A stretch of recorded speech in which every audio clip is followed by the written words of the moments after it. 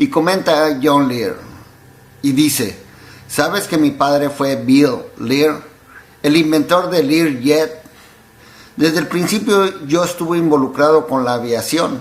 Fui piloto de varias aerolíneas en todo el mundo. Y en 1985 me comenzaron a interesar los ovnis. Antes no creía en ellos, pero cada tanto se realiza una reunión aquí en Las Vegas de los pilotos del sudeste de Asia. Entonces hablé con uno de los muchachos y mencionó que lo habían asignado a la base aérea de Bentwaters, en Inglaterra.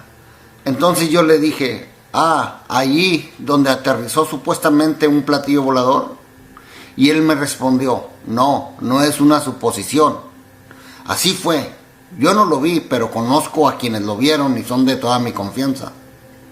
Entonces le pregunté si eso era real. A lo que él me contestó que sí. Así me metí en todo esto y luego cada cosa fue sucediendo. Llevó que me interesara aún más en este tema. Le preguntan sobre el tema de Bob Lazar y John Lear dice: Jim Huff, el evaluador 6, y yo hablábamos de ovnis. Entonces Bob Lazar estaba sentado ahí poniendo los ojos en blanco. Dijo: ustedes están locos. Yo trabajé en Los Álamos y si hubiera habido un secreto como ese, yo lo hubiera sabido. Y sigue comentando John Lear, dice: lo he leído muchas veces. La gente más ignorante es la que dice que ellos deberían saber. Y se ríe John Lear. Y hace una pausa. Dice: de cualquier modo, en lo que quedaba del verano, continúa John Lear diciendo, le dimos a Bob Lazar suficiente información para que verificara con sus amigos que seguían trabajando en Los Álamos, para ver si encontraba algo importante. Pero algo estaba pasando porque sabían muchas cosas. Entonces Bob le llamó al Dr. Teller, a quien había conocido en Los Álamos, y le dijo que quería volver a meterse en el campo científico. A lo que Teller le dijo: ¿deseas trabajar conmigo en Livermore, aquí en California, o quieres trabajar en Nevada? Bob Lazar le respondió: quiero trabajar en el área 51. Teller le contestó: muy bien, me volveré a comunicar contigo. Continúa John Lear diciendo: esto ocurrió en octubre de 1988. Luego Bob Lazar tuvo 3 entrevistas en las siguientes semanas. Habló con la compañía EG&G, que corresponde a Edgerton, Germenhausen y Grier Incorporation. Decía Bob Lazar que hubo un panel y lo entrevistaron, y además dice que le fue increíble. Es decir, Bob sabía todo lo que querían saber en términos científicos y respecto de dónde había estado y estudiado, en qué universidad y cosas de esas por el estilo. En la segunda entrevista, él me comentó que la primera pregunta que le hicieron fue: ¿cuál es tu relación con John Lear? ¿Qué tienes que ver con él? Así que yo creo que sin duda les interesaba algo de mí. Ya después Bob solía venir por la tarde y hablábamos sobre lo que ocurría en su trabajo. Y una vez llegó y dijo: vi un disco hoy. Le respondí: ¿qué? Él me dijo, yo le seguí contestando y le dije: ¿es suyo o nuestro? Él respondió: suyo. Dije: ¿fuiste al área 51? Y él me contestó: claro que sí. Entonces yo respondí: bueno, ¿qué estás haciendo aquí? Y tú ya sabes que te siguen a todos lados. Le dije: Bob, ¿por qué no trabajas un tiempo y averiguas qué sucede y luego hablas del tema? Por lo peligroso que era. Dijo: John, te han dicho tantas mentiras durante los últimos años que deseo decirte que todo eso que dices es cierto. Yo fui parte, lo toqué, no es nuestro, hablando del platillo volante o de la nave. Dice, es de un sitio a miles de millones de años luz de distancia de la Tierra. Y así fue como conocí a Bob Lazar. decía John Lear. Y continúa John, dice, él trabajó durante los siguientes meses y nos contaba todo el tiempo cuándo serían los vuelos de prueba. Siempre eran los miércoles por la noche. Entonces conducimos hacia allí para sacar fotos y filmar. Una vez nos atraparon y esa vez nos detuvo un guardia de seguridad dentro del sitio de pruebas. Seguíamos en territorio del BLM y era legal, pero nos dijeron que que nos podían complicar mucho si nos quedábamos ahí. Entonces nos fuimos y tomamos la carretera. Fue entonces que nos detuvo, pero ahora el comisario del condado de Lincoln. Luego llegó diciendo, salgan del auto y arriba las manos. Todas esas cosas que dicen los policías. Querían saber dos cosas antes que nada. ¿Por qué había 5 personas en el auto ahora y solamente había 4 cuando el oficial de seguridad nos había detenido allá en el sitio de pruebas? Porque en ese momento Bob Lazar había corrido hacia el desierto cuando nos había detenido el oficial de seguridad allá en el sitio de prueba. Y querían saber también querían saber dónde estaba la 9 milímetros, porque Bob le había dicho al sheriff que tenía una 9 milímetros. Luego de casi una hora el comisario nos tenía detenidos y yo solía saber su nombre muy bien, pero lo olvidé. Entonces el comisario dijo, no sé por qué me han dicho esto, pero me dijeron que lo dejara ir y que no dijera nada más de esto. Y fue todo lo que dijo, nos dejó ir. Entonces nos fuimos a casa ese día temprano, el siguiente día, temprano a la mañana siguiente, fue que Dennis Mariana, el hombre para quien trabajaba Bob Lazar, le dijo, Bob, no subas al avión, te recogeré y vamos a ir a Indian Spring. Ahora Indian Spring es la base de la área Creech, en el centro de todas las actividades de seguridad del sitio de pruebas. Lo llevaron ahí, lo sacaron del auto con un arma en la sien y le dijeron, Bob, cuando te autorizamos a esto, no se suponía que hablaras con todos tus amigos y les contaras sobre lo que pasa aquí. En esa época la esposa de Bob tenía un romance con un instructor de vuelo. Bob Lazar lo desconocía, pero ellos sí lo sabían porque ya tenían intervenido sus teléfonos. Todo estaba intervenido, mi casa, la casa de Bob Lazar, la casa de Jean y todo. Entonces le dijeron a Bob Lazar, cuando acomodes tu vida, con gusto te recibimos de nuevo. Entonces Bob dijo que el motivo por lo cual jamás había regresado allí fue porque los 2 últimos viajes que realizó al área 51 recordaba haberse subido al 737, a estos que les llaman Janet, para ir son unos aviones, amigos, que les llaman Janet, para ir al lago Groom y luego bajarse, pero en sí Bob no recordaba nada más qué había pasado en el medio, en eso al momento en que estuvo en el área 51, ya no recordaba nada de trabajo, nada que había hecho durante el día, y realmente eso le empezó a molestar.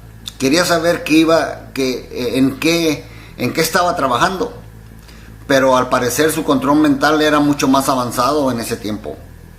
Pausa, amigos. Esto es importante y muy importante, amigos. La MUFON tiene un archivo llamado MUFON Case File-Operaciones Psicológicas de 1989. Allí el señor investigador Duché es un señor, un investigador muy famoso aquí en Estados Unidos, amigo, e inclusive creo que es pastor de una iglesia. Y realmente es muy conocido por muchos investigadores importantes de MUFON.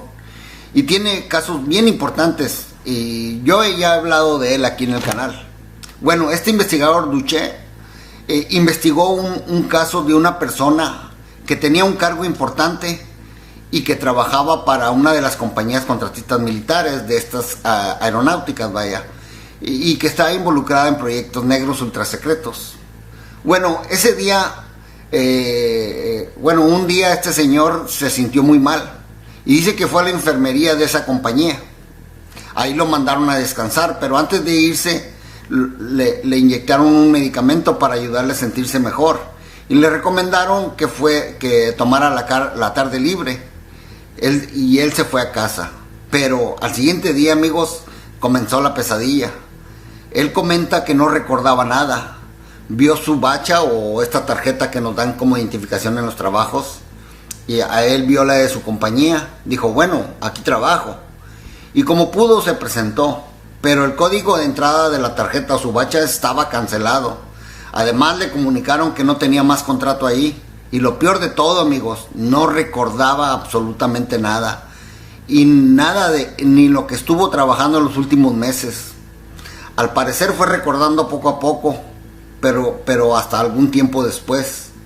Eso es una pesadilla para cualquier científico, ¿no creen? Bueno, ¿qué trato de decir con esto? Es que ya pasaban ese tiempo, ya borraban cierto tipo de memoria a ciertos científicos y sigue sucediendo hasta la fecha. Pero continúo con esto que comenta John Lear. Dice que esto empezó a suceder a Bob Lazar. Es por eso que jamás volvió al Área 51. Entonces continúa John Lear, dice, Bob renunció por eso, alcanzó a recordar mucho en su trabajo muy rápido de lo que venía haciendo en el S4. Y también, amigos, a eso se debió su acoso y su persecución, al grado que por miedo llegó hasta encerrarse. Eso lo digo yo aparte, amigo. Se encerró varios días en un canal de televisión en Las Vegas donde trabajaba George Knapp, que al fin fue el primero que lo presentó en la televisión regional. Bueno, ahora vamos a ver lo que comentan David Wilcock y Corey Goode de lo dicho por John Lear. Y comienza David Wilcock. Dice, sobre la mención de John Lear de la compañía Edgerton Germanhausen Greer. Es el nombre de la compañía contratista de defensa EG&G. Corey le contesta y dice, sí, EG&G es una de las empresas del conglomerado corporativo interplanetario, o CCI, que aparece en todas partes. Pausa, amigos, esto es importante que sepan. El primer director de la agencia de inteligencia de la CIA de los Estados Unidos, amigos, también representó como abogado a esta compañía en Alemania y aquí, antes de la Segunda Guerra Mundial. Estoy hablando de nada menos de Allen Dulles, abogado de Wall Street. Como director de la CIA tuvo en su nómina, amigos, un gran número de supuestos criminales nazis de la SS. Además tuvo un rol muy importante en el financiamiento del Tercer Reich. En sí, amigos, al enemigo de la Segunda Guerra Mundial de Estados Unidos. Eso lo vimos en la serie Alianza Oscura. Recuerden muy bien esto. Allen Dulles, este hombre, y Prescott Bush, ambos representantes de los banqueros más poderosos del planeta, financiaron el régimen de Hitler. Y sobre todo Allen Dulles, que era caballero de Malta. Y recuerden, muchos miembros de la SS nazi eran caballeros de Malta. Y después, fueron miembros de la Internacional Nazi. Ven, amigos, lo que trato de decir aquí es que siempre son los mismos protagonistas en nuestra verdadera historia contemporánea. Hablo de la real, de la verdadera, de la que nos censuran. Ahora mismo, amigos, la mayoría de los directivos de las empresas contratistas militares, aeronáuticas, son caballeros de Malta, créanme. Y eso sí lo he investigado bien, que son leales al Vaticano. Aclarando esto, hablo del Vaticano como empresa o banco, no como centro religioso. No trato de defender la fe de nadie, pero siendo honestos, el Vaticano, amigos, ha estado envuelto en muchas operaciones secretas y algo muy oscuras a lo largo de la historia. Eso es bien conocido por todos los historiadores. Pero siguiendo con la plática de David y Corey, amigos, David comenta, siguiendo con esta compañía EG&G, que ha estado envuelta en la realización de ingeniería inversa de naves espaciales de forma avanzada. Corey contesta, dice, trabajan en sus distintos componentes. Sobre Bob Lazar y el borrado de memoria se ha usado, según Corey Goode, desde muy temprano en el programa espacial secreto y en compañías militares y de tecnología, sobre todo en contratistas militares. Pero ese borrado de memoria no es permanente, continúa diciendo Corey. Eso es muy común en los astronautas, en empleados del programa nuclear. Y también se siguen haciendo estudios y siguen borrando memorias de forma química y de varios métodos distintos. Michael Ralph dijo en una entrevista que se venía haciendo desde la Segunda Guerra Mundial. Además, David comenta que supo que a Edgar Mitchell se tardó mucho en ponerlo en hipnosis, y además, amigos, nunca recobró nada de la memoria, no sabe nada ni lo que hizo allá en la luna, para que vean que realmente eso se viene haciendo hace mucho tiempo. Y yo creo que todos ustedes ya lo sabían. Pero cambiando de tema, vamos a ver lo que dijo David Wilcock sobre el tema del elemento 115. Y David dice esto, ya que el testimonio de Bob Lazar siempre fue que existía el superpesado, es decir, transuránico elemento con peso atómico de 115, y que esa fue la fuente de propulsión para la nave extraterrestre, para ese tiempo que Bob Lazar habló del elemento 115. ¿Se acuerdan que Bob Lazar fue lo primero que empezó a hablar de un elemento 115? Y que muchos amigos, muchos investigadores, inclusive de esos que solamente leen, empezaron a burlarse, diciendo que eso no existía. Lo que digo yo, cómo se quedaron después en el 2004, esto lo digo yo, cuando se supo que sí existía el elemento 115. Esa gente nomás metió la cabeza como las avestruces y ya no dijo nada. Pero continúa David diciendo, nadie había podido formar un elemento tan pesado en aquel tiempo. Pero decía Bob Lazar, que una vez que pasas, creo que el elemento 112 o 113, de repente ya no es más radioactivo. Se vuelve un elemento estable, pero muy denso. Todo lo que debes hacer es dispararle protones y dará increíbles cantidades de energía. Y así se propulsaría la nave y el elemento 115, que está dentro de una pequeña esfera. Es como un triángulo. Tiene un turbo que sube y que se denomina guía de onda. Y este habría sido el sistema de propulsión de la nave. Así que me pregunto, si nos puedes comentar, le pregunta a Corey Goode, si nos puedes comentar o explicar esa parte del testimonio de Bob Lazar.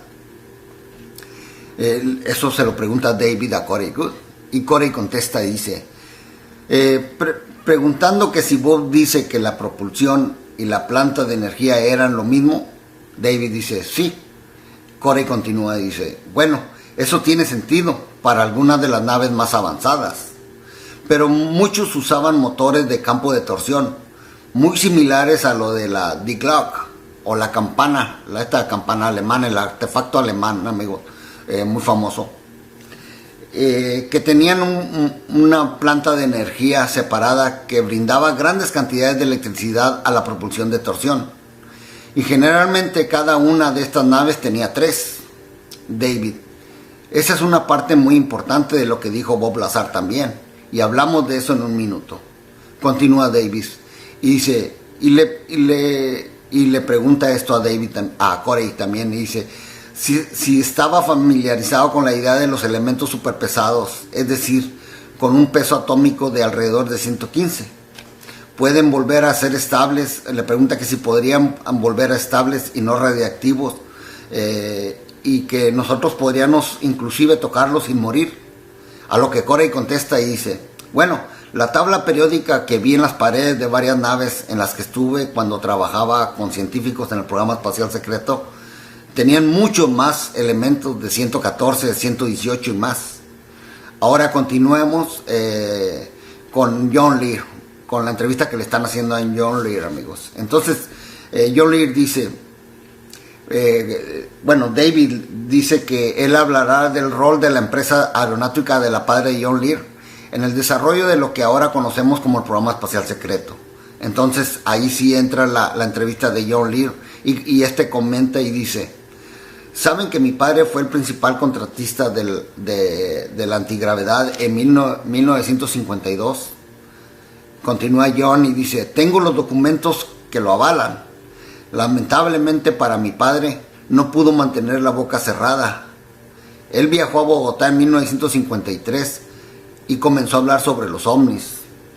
Más allá de su jerarquía, lo echaron del programa, pero la compañía Lear, la empresa, siguió trabajando con la antigravedad. Creo que todo eso lo completaron totalmente en 1956, es decir, que teníamos platillos volantes para ese tiempo. Continúa diciendo Lear, todo lo secreto va a parar a la isla Kwajalein o Kwajalein. Todos esos lanzamientos ocurren en el Pacífico Sur. Y la isla Kwajalein, la Ronald Reagan, hace un gran promedio de lanzamientos diarios. Debe haber un promedio de 1000 astronautas calificados actualmente que se lanzan todo el tiempo. Entonces yo trabajaba a nivel secreto ATS, que es más que confidencial. En ese tiempo hablamos sobre las diferencias entre nuestro transbordador, que subía en 40 horas hasta la estación espacial, mientras que la de los rusos solo le llevaba 1 hora. Y lo mismo cuando se desvincularon del satélite de la estación espacial, estos tardaron 48 horas en volver. Desde ya se hacían lo que desconcertó, bueno, desde ya se hacían tontos, dice. Lo que desconcertó fue que en uno de los videos del arribo del transbordador, abren la puerta y solo está lleno hasta la mitad. Entonces lo que hacían era tomar la mayor cantidad de cosas posibles para los astronautas que hacían las tareas secretas, y desde ya las cosas debían incluir frutas, alimentos perecederos y cosas por el estilo. Había que llevarlo y descargarlo, y luego los rusos siempre lanzaban el mismo día que el transbordador. Y lo que tenía en su cohete se transfería al transbordador de nosotros, y cuando regresaba les llevaba 2 días. ¿Pero por qué? Porque iban a varias estaciones espaciales y dejaban las cosas que les habían dado los rusos. Eso me lleva a pensar, continúa John Lear diciendo, eso me lleva a pensar, amigos, que la Guerra Fría, y se queda callado. Y se queda pensando más y dice, bueno, la Guerra Fría, amigos, creo que es una patraña, así dice John Lear. La Guerra Fría, continúa diciendo John Lear, dice, la Guerra Fría nunca existió. Siempre hemos sido aliados de los rusos. Y eso, amigos, esto lo digo yo. Eso lo venimos viendo en la serie que estoy pasando aquí en el canal, La Alianza Oscura, desde el principio. Bueno, continúa David Wilcock y le pregunta a Corey Goode después de la exposición de John Lear. Y David pregunta, primero que nada, Corey, John Lear describe cómo su padre, con su empresa de aeronáutica, fue puesto a cargo aparentemente del desarrollo de la antigravedad, o al menos estaba en uno de los grupos que tenía esa tarea, y lo echaron de la investigación de la antigravedad, aunque su empresa seguía dedicándose al tema. Por lo tanto, ¿crees que para 1956, o él cree que ya teníamos platillos voladores que funcionaban? Comencemos con este dato, según tu experiencia e historial. ¿Cuál crees que sea la verdad detrás de lo que acaba de decir John Lear? Corey contesta, bueno, lo que dijiste es del modo correcto, porque al igual que William Tompkins, dice, ellos planeaban la información en muchas empresas e ingenieros distintos. David lo interrumpe y dice, y comenta, dice, como los paquetes, continúa Corey, sí, en paquetes. David vuelve a interrumpir y dice, y comenta, entonces, un paquete podía incluir planos de prototipos de antigravedad que funcionaban y cuya ingeniería inversa debían realizar o algo así. Corey contesta y dice, sí. Es decir, si tienes 5 grupos con 5 equipos de ingenieros, no todos idearán el mismo concepto. Entonces, así tendrás 5 o varios conceptos distintos de diferentes equipos que no se afectan o se contaminan entre sí. David dice sí. Lo siguiente que dijo fue que trabajó de 1952 y 1956 con lo que cree que fueron prototipos. Eso se parece mucho a lo que dijiste en estas entrevistas, Corey. Así es, ocurrió en la época donde se desarrollaban todo tipo de esto. David, antes habían mencionado que los Estados Unidos llegaron al punto de su propia investigación y básicamente se toparon con una pared. Por ende, la facción disidente nazi sobrevoló Washington D.C. Ya hablamos de esto, amigos, que los ovnis que sobrevolaron Washington D.C. en 1952 y que están en todos los periódicos aquí en los Estados Unidos, en las hemerotecas, eran nazis de la Antártica, o alemanes, o esta sociedad secreta de la Antártica, de la Antártida, vaya. Y eso sucedió en 1952, y no nomás sobrevolaron Washington D.C., sobrevolaron todos los Estados Unidos. Bueno, y continúa diciendo David, eso los obligó a llegar a un acuerdo o tregua. Estados Unidos deseaba hacerlo, parcialmente porque en parte necesitaban información de esa inteligencia de los alemanes para poder perfeccionar su propia antigravedad. ¿Estoy en lo correcto?, le pregunta a Corey. Y Corey contesta, sí. David continúa y dice, ¿qué crees que ocurría con Lear Aeronáutica, la compañía de John Lear, padre, en ese punto? ¿Pudieron perfeccionar esa tecnología gracias a los alemanes, como él lo dijo en 1956? Corey contesta, dice, en lo que es detrás de escena, este grupo disidente alemán se había infiltrado mucho en el complejo industrial militar, dado que la compañía de Lear pertenecía al complejo industrial militar. La infiltración comenzó después de Paperclip y luego de los sobrevuelos sobre Washington, de estos que hablamos de 1952. Se llegó a un acuerdo con este grupo disidente de la Antártida. Entonces sí, estos infiltraron como locos todo lo que fue el complejo industrial militar y otras cosas. David, bien, lo siguiente que menciona John Lear, es esa isla donde dijo que trabajaban aproximadamente 1000 astronautas, la isla Kwajalein, y donde hacían misiones espaciales. Eso parece muy inferior a las cosas que tú mencionaste. Es posible que se esté refiriendo al programa espacial secreto llamado MIC. MIC viene siendo, amigos, el complejo industrial militar. El programa especial secreto del complejo industrial militar es más bajo que el programa espacial secreto normal, el grande, de la CCI y todos esos. Como se corresponden, continúa David, dice, como se corresponden esas cifras con lo que tú sabes sobre el programa del complejo industrial militar, ¿puedes darme algo? Corey, bueno, no tengo todos los detalles sobre cifras, pero había varias islas donde se lanzaban cohetes multietapa, cohetes antiguos, y se dedicaban, se queda callado un momento y dice, así crearon algunas de las estaciones espaciales. Algunas de las estaciones espaciales del MIC, que viene siendo el complejo industrial militar, se armaron con distintos viajes de cohetes que una vez que se acostumbraron a dejar la órbita, juntaron las piezas de algún modo y las soldaron, casi en círculo. David lo interrumpe y comenta, dice, ¿como un octágono? Corey continúa, sí, tenían dos o tres capas así. En el medio tenían una especie de fuselaje o etapas de cohete y se giran para otro lado. Y luego la estación gira y crea una tercera gravedad o algo así.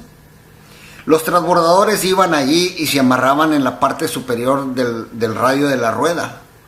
David lo interrumpe y dice, entonces, ¿sí usaron el transbordador espacial? Corey, sí, lo usaron. Usaron cohetes convencionales también. Y más adelante, cuando comenzaron a desarrollar las naves triangulares, estas negras, que también les llaman transbordadores, así, ya con ellas, tenían mucho espacio para llevar alimento más rápido y además más cosas. Y también traer muchas cosas más de allá. David dice, ¿qué crees? Y se queda callado y dice John Lear, cuando habla sobre el transbordador espacial, que le llevaba 40 horas hacer lo mismo que los rusos hacían en una hora. Supongo que estás confirmando que ese podía ser el trabajo del que se ocupan, como dijo él, a pesar de que las bases del programa espacial secreto del complejo industrial militar de ese modo. Corey dice, sí, los transbordadores espaciales que vimos de niños, como dije, se amarraban en estas estaciones espaciales secretas. Al principio ayudaban en su construcción, mientras que desarrollábamos la flota de transbordadores de triángulos negros que ahora son los que usan.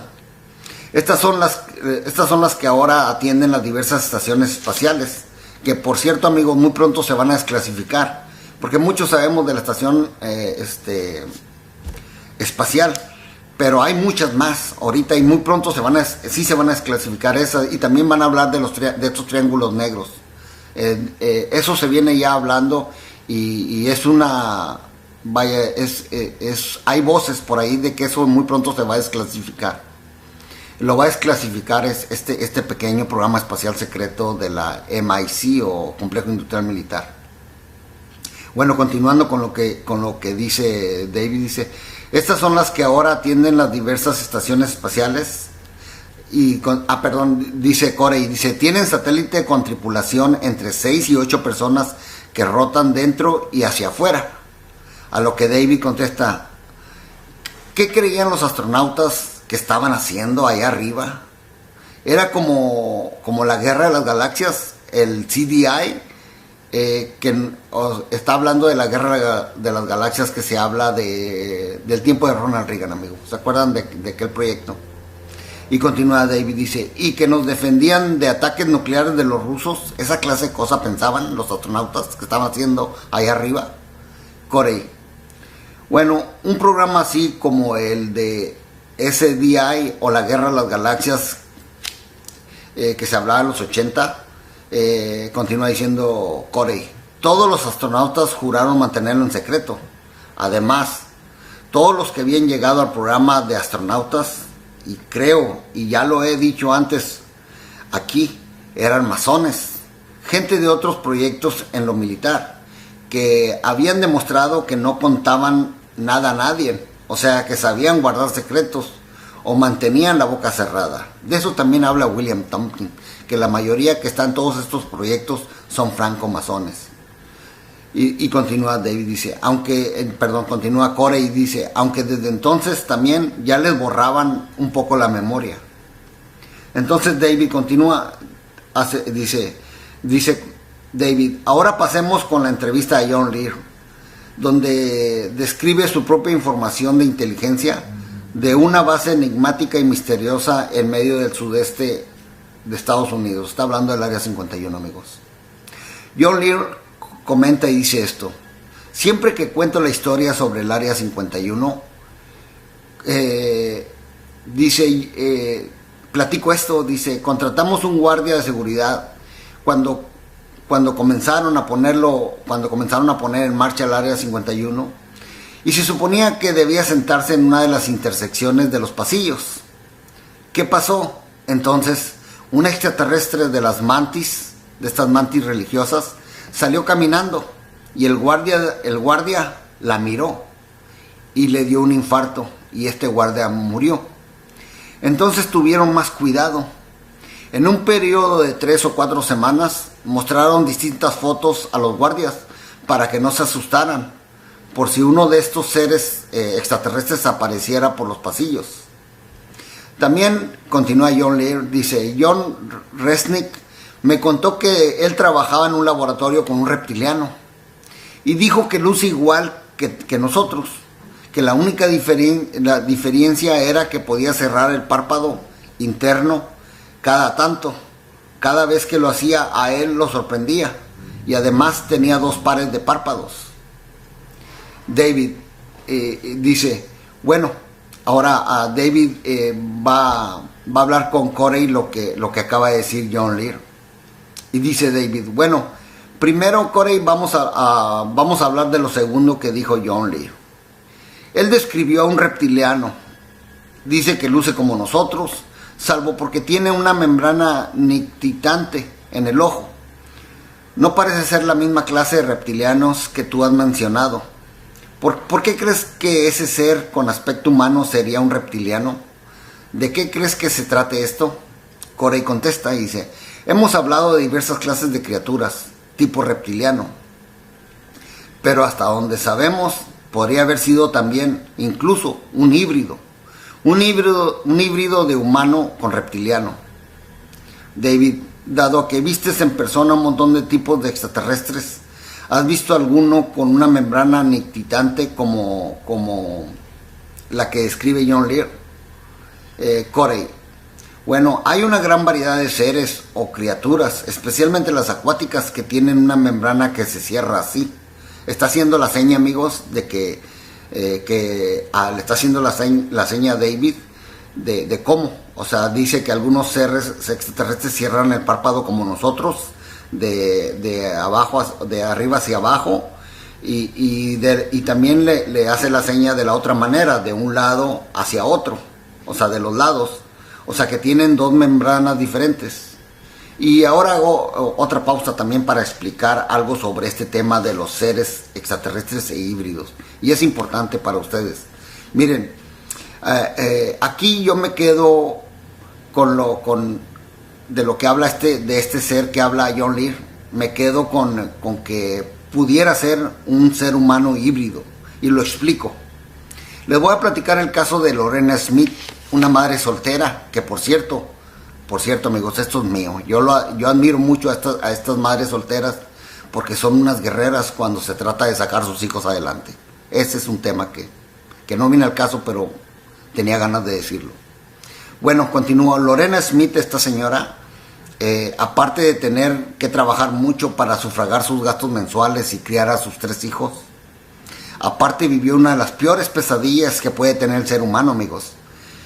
No sé si todavía vive, pero su caso tiene que ver con esto.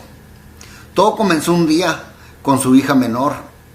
Le comentaba la niña le comentaba que tenía un amigo imaginario, como muchos niños lo dicen, y que nosotros por lo general le damos poca importancia, pensando que son siempre imaginarios. Bueno, Lorena le preparaba a su hija un emparedado con jelly y crema de cacahuate. Y la niña se iba a su cuarto a jugar con, entre comillas, su amigo imaginario. Un día vino por varios emparedados, por varios sándwiches, y a Lorena se le hizo algo raro. Siempre le daba solo un sándwich. Así que dijo, voy a ir a recoger estos emparedados que de seguro están regados por el piso. Cuando entró al cuarto de su hija, ¿qué creen, amigos? Ve su hija enfrente del closet y con un sándwich o un emparedado entre las manos, y en eso aparece del closet un pequeño ser reptiloide y toma el sándwich de su hija. Imagínense nomás, vio jugando a su hija con un pequeño ser reptiloide.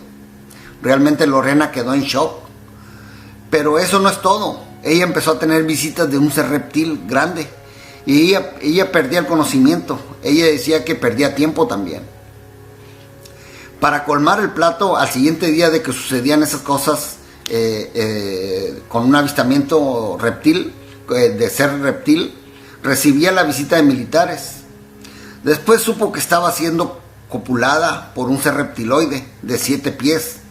Ella platica cómo ese ser le rociaba un líquido pegajoso que salía del ser. Y bueno, perdía el conocimiento. Al parecer estos seres así es como copulan con los seres humanos. Otra vez aparecían los militares, pero esta vez llegaron y le inyectaron alguna droga en la frente. Cuando vuelve un poco en sí, ella recuerda que estaba en una mesa de hospital. Recordó después que era una base militar. Cuenta que le hicieron pruebas de todo tipo, de embarazo, de sangre, de todo tipo. Y al último le dijeron estos militares que al ponerle la última inyección, con eso ya no recordarás nada. Como vimos, después de algún tiempo y muchas pesadillas y muchos problemas, Lorena Smith logró recordar casi todo.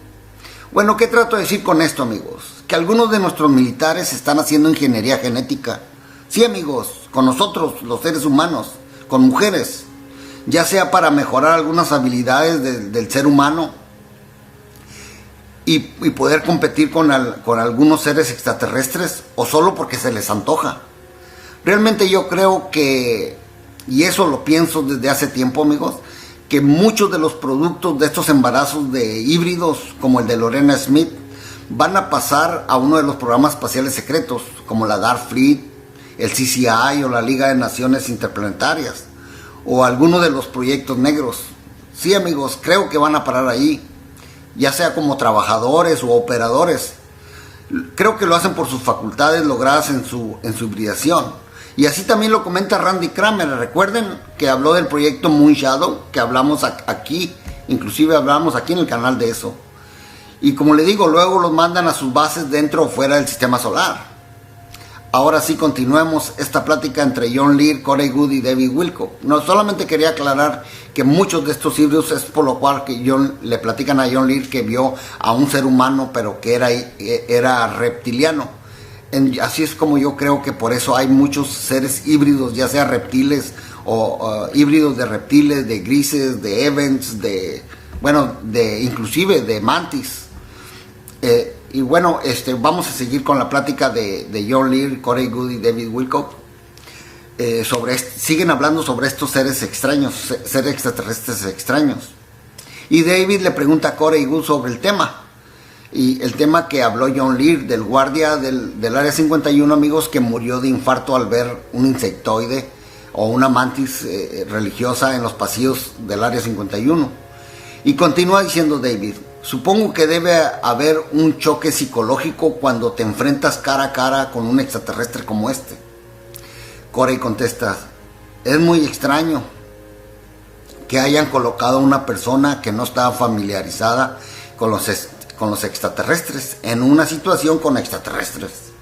Pero por lo general, al principio yo recuerdo que te muestran fotos de extraterrestres muertos, como en un fragmento de video. Luego te muestran uno muerto y muy lentamente los van familiarizando para que interactúen con extraterrestres.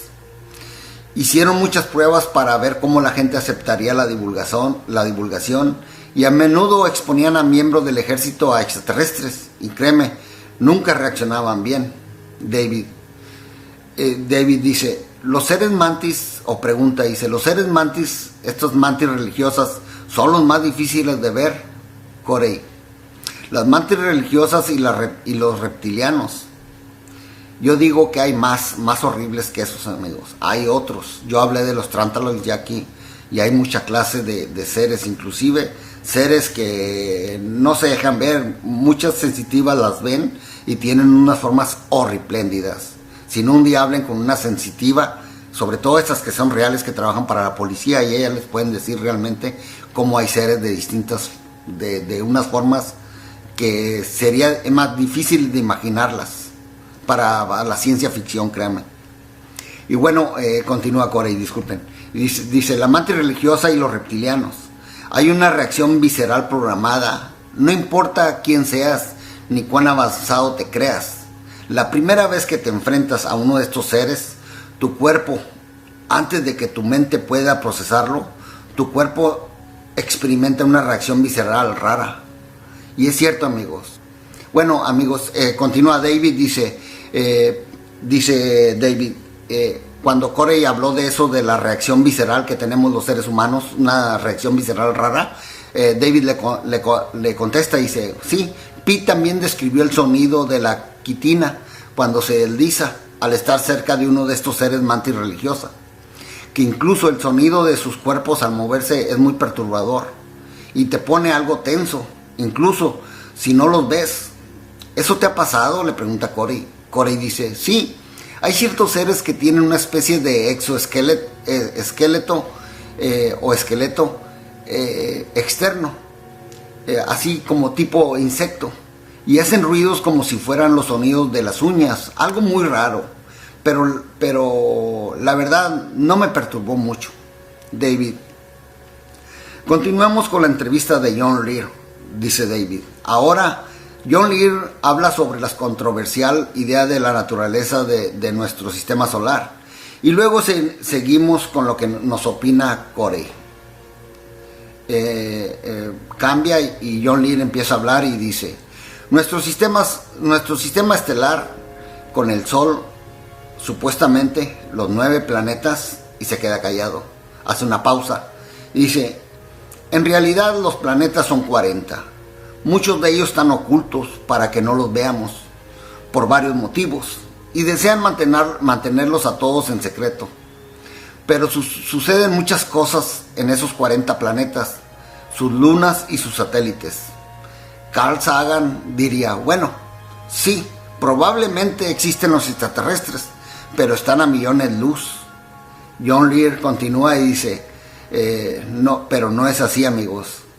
Están en la Tierra y probablemente el 25% de la población de la Tierra sean extraterrestres. De esto ya hablamos también nosotros en esto de la... Bueno, en las series que estamos hablando aquí en el canal. Dice, y continúa John Lear, dice: y desde ya todos somos extraterrestres. Entonces comienzan a hablar David Wilcock y Corey Goode. Y David le pregunta a Corey, le dice: hablemos de esto. ¿Es posible que haya más planetas en nuestro sistema? Corey: bueno, hay otros planetas y planetoides. Algunos de ellos están dentro del cinturón de Kuiper y más allá. Y los llaman objetos del cinturón de Kuiper. Estamos detectando algunos. Sí estamos detectando algunos. También se detectan anomalías gravitacionales. Y los astrónomos empiezan a decir: sí, ahí hay algo. O hay algo ahí. Pero algunos de los planetas, al igual que Plutón, creo que Plutón está a 17 grados por fuera del plano eclíptico, en su órbita extraña. Interrumpe David y dice: ¿es el único planeta o planetoide que está fuera del registro oficial? Corey: o planetoide. Corey: sí, y tenemos un sistema solar bastante desordenado. Hay otros planetas y planetoides en órbitas muy extrañas, fuera del plano eclíptico. David: y John mencionó que hay satélites alrededor de ellos, es decir, lunas. ¿Es cierto según tu experiencia? Corey contesta y dice: sí, es decir, tienen su propia fuerza gravitatoria. Algunos de ellos tienen muchos objetos similares a las lunas que los orbitan. Pero hay una gran cantidad o una cantidad mayor de objetos allá afuera que la astronomía convencional aún tiene que descubrir. David: antes mencionaste que la alianza del programa espacial secreto tiene presencia en el cinturón de Kuiper. Estos distintos planetas que mencionamos ahora, planetas y satélites, ¿están en plena ocupación de diversa manera? Corey: sí, o han sido ocupados anteriormente, o están en plena ocupación por nuestra flota espacial o por seres extraterrestres. David: lo otro que mencionó John Lear es que el 25% de la población de nuestro planeta Tierra, y esto quizás no hable de los que están en la superficie, supongo que 25% podrían ser extraterrestres. ¿Cómo se corresponde esta estimación del porcentaje con la información que tú manejas, por ejemplo, sobre los dracos en la Antártida, las civilizaciones de la Tierra interna y todo eso? Corey: no, a mí me pareció que John Lear se refería a que viven entre nosotros y que son igual que nosotros. 25% de la población son extraterrestres. La cantidad de dracos y otros seres debajo de ciertas áreas del planeta o de nuestro planeta excedería mucho más esa cifra fácilmente. No recibí información que indique que tantos extraterrestres vivan en la Tierra, entre nosotros. Continúa diciendo Corey Goode, dice: también dijo que todos somos extraterrestres, y en realidad eso en manera es cierto. Mucha gente dice que se siente un híbrido, y están en lo correcto. Lo somos, todos somos híbridos. Somos todos experimentos genéticos y tenemos componentes genéticos de todo el universo. David: ahora, amigos, vamos a ver a John Lear hablando sobre lo que su Intel o su inteligencia le ha informado sobre la luna. Y comienza John Lear diciendo: la luna es artificial.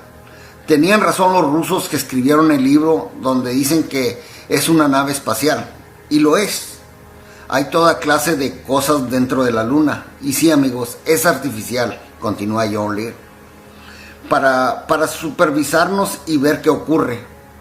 Los humanos que viven allí están totalmente separados de los grises, que tienen laboratorios ahí. Estimo que hay alrededor de un 250,000 de personas en la luna ahora mismo. No son humanos como nosotros, sino que son humanos de otro sitio. Sobre abducciones también comentó John Lear dice: y solíamos pensar que los grises recogían 1 de cada 10. No es así, recogen a cualquiera. Lo hacen todo el tiempo y les entregan programas actualizados y cosas por el estilo. Allí hay laboratorios, siguiendo hablando de la luna, dice: ahí hay laboratorios fantásticos. Creemos que hay 700 millones de personas en la Tierra, y son muchos viajes, y se dice que si mostraran sin encubrimiento el cielo, sería negro todo el día, por las naves que van y vienen, llevando a las personas de ida y de vuelta, haciendo todas esas pruebas, hablando de las abducciones.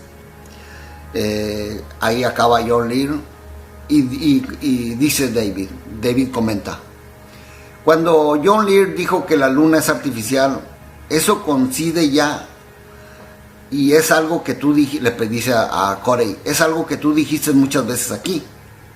¿Tienes algo más que agregar sobre lo que dijo, de que podría vivir 250,000 de personas en la luna? Parece que según lo que hemos hablado, puede ser que haya mucho más de 250,000. Corey: es muy probable que sean mucho más. Sí, la luna está muy desarrollada, especialmente por dentro, o por adentro, como él lo dijo. David: hay una declaración muy fuertemente donde dice que todos en la Tierra son abducidos por grises. Y no estoy seguro de dónde lo sacó, pero no parece que eso corresponda a lo que he oído de otros informantes. Me intriga saber qué sabes tú sobre eso. Corey contesta y dice: bueno, muchos otros seres extraterrestres están realizando abducciones, no solo los grises. Hay un gran experimento en curso aquí en la Tierra. Abducen una gran cantidad de personas, pero no a cualquiera. Es decir, solamente el aspecto logístico. También mencionó que el cielo estaría lleno de naves si no estuvieran encubiertos. Eso no sería así como dice el negro, pero sí veríamos una tremenda cantidad de tráfico aéreo si no estuvieran encubiertos, tanto naves nuestras como la de los extraterrestres. David: las naves viajan por rutas o por conductos de algún tipo, o están dispersas en el cielo como si fueran insectos. Corey: no, hay rutas de vuelo que se respetan. Incluso los Anshar, hasta hablando de la civilización intraterrena, debe volar por ciertas rutas de vuelo.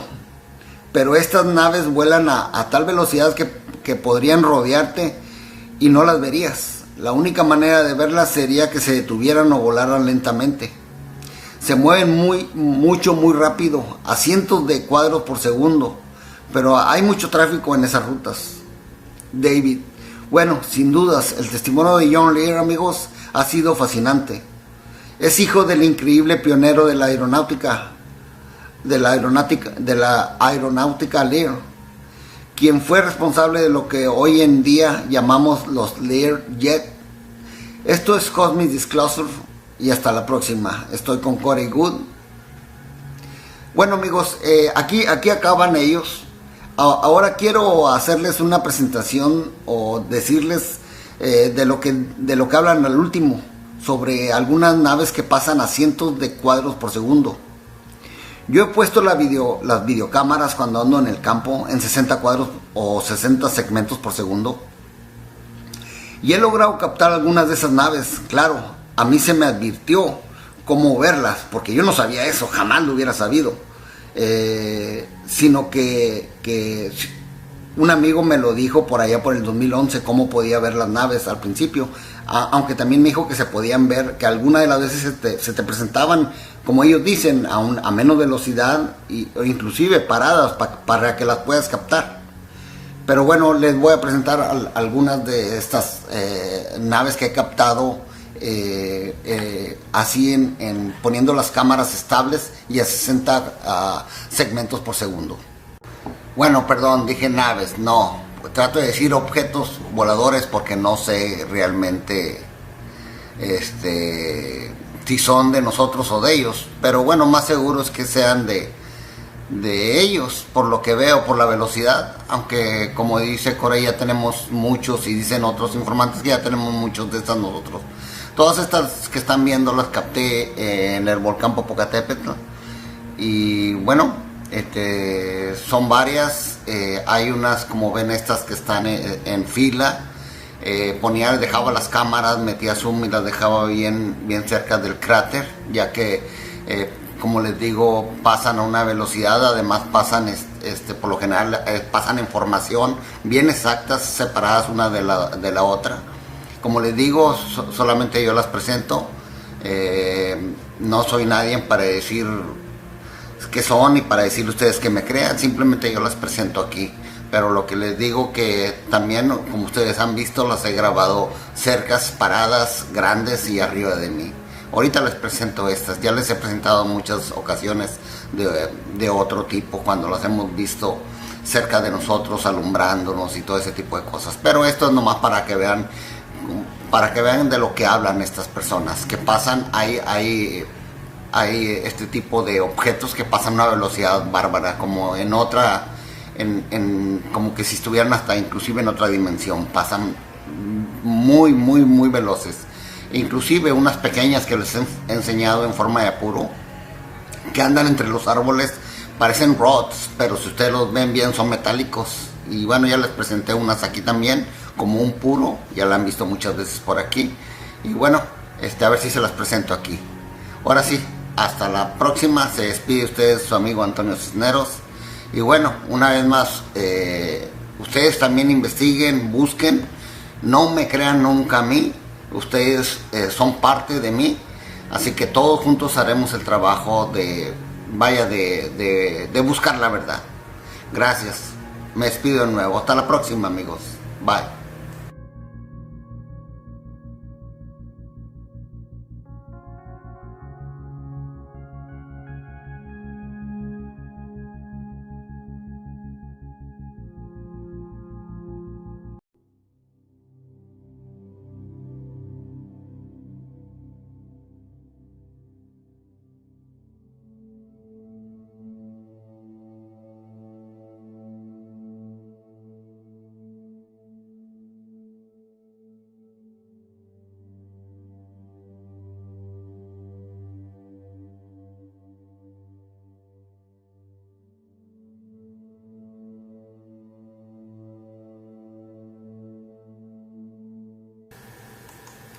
Y comenta John Lear y dice: ¿sabes que mi padre fue Bill Lear, el inventor del Learjet?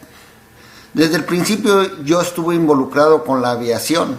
Fui piloto de varias aerolíneas en todo el mundo. Y en 1985 me comenzaron a interesar los ovnis. Antes no creía en ellos, pero cada tantos se realiza una reunión aquí en Las Vegas de los pilotos del sudeste de Asia. Entonces hablé con uno de los muchachos y mencionó que lo habían asignado a la base aérea de Bentwaters, en Inglaterra. Entonces yo le dije: allí donde aterrizó supuestamente un platillo volador. Y él me respondió: no es una suposición. Así fue. Yo no lo vi, pero conozco a quienes lo vieron y son de toda mi confianza. Entonces le pregunté si eso era real. A lo que él me contestó que sí. Así me metí en todo esto. Y luego cada cosa fue sucediendo, porque Bob le había dicho al sheriff que tenía una 9 milímetros. Luego de casi una hora el comisario nos tenía detenidos. Y yo solía saber su nombre muy bien. pero lo olvidé. Entonces el comisario dijo, no sé por qué me han dicho esto, pero me dijeron que lo dejara ir y que no dijera nada más de esto. Y fue todo lo que dijo, nos dejó ir. Entonces nos fuimos a casa ese día temprano, muy temprano, el siguiente día, perdón, temprano a la mañana siguiente, fue que Dennis Mariana, el hombre para quien trabajaba Bob Lazar, le dijo, Bob, no subas al avión, te recogeré y vamos a ir a Indian Spring. Ahora Indian Spring es la base de la área Creech, en el centro de todas las actividades de seguridad del sitio de pruebas. Lo llevaron ahí, lo sacaron del auto con un arma en la sien y le dijeron, Bob, cuando te autorizamos a esto, no se suponía que hablaras con todos tus amigos y les contaras sobre lo que pasa aquí. En esa época la esposa de Bob tenía un romance con un instructor de vuelo. Bob Lazar lo desconocía, pero ellos sí lo sabían porque ya tenían intervenido sus teléfonos. Todo estaba intervenido, mi casa, la casa de Bob Lazar, la casa de Jean y todo. Entonces le dijeron a Bob Lazar, cuando acomodes tu vida, con gusto te recibimos de nuevo. Entonces Bob dijo que el motivo por lo cual jamás había... Yo fui parte, lo toqué, no es nuestro, hablando del platillo volante o de la nave. Dice, es de un sitio a miles de millones de años luz de distancia de la Tierra. Y así fue como conocí a Bob Lazar, decía John Lear. Y continúa John, dice, él trabajó durante los siguientes meses y nos contaba todo el tiempo cuándo serían los vuelos de prueba. Siempre eran los miércoles por la noche. Entonces conducimos hacia allí para sacar fotos y filmar. Una vez nos atraparon y esa vez nos detuvo un guardia de seguridad dentro del sitio de pruebas. Seguíamos en territorio del BLM y era legal, pero nos dijeron que nos podían complicar mucho si nos quedábamos ahí. Entonces nos fuimos y tomamos la carretera. Fue entonces que nos detuvo, pero ahora el comisario del condado de Lincoln. Luego llegó diciendo, salgan del auto y arriba las manos. Todas esas cosas que dicen los policías. Querían saber dos cosas antes que nada. ¿Por qué había 5 personas en el auto ahora y solamente había 4 cuando el oficial de seguridad nos había detenido allá en el sitio de pruebas? Porque en ese momento Bob Lazar había corrido hacia el desierto cuando nos había detenido el oficial de seguridad allá en el sitio de prueba. Y querían saber también querían saber dónde estaba la 9 milímetros. Llevó que me interesara aún más en este tema. Le preguntan sobre el tema de Bob Lazar y John Lear dice, Jim Hobbs, el evaluador 6 y yo hablábamos de ovnis. Entonces Bob Lazar estaba sentado ahí poniendo los ojos en blanco. Dijo, ustedes están locos, yo trabajé en Los Álamos y si hubiera habido un secreto como ese, yo lo hubiera sabido. Y sigue comentando John Lear, dice, lo he leído muchas veces, la gente más ignorante es la que dice que ellos deberían saber. Y se ríe John Lear.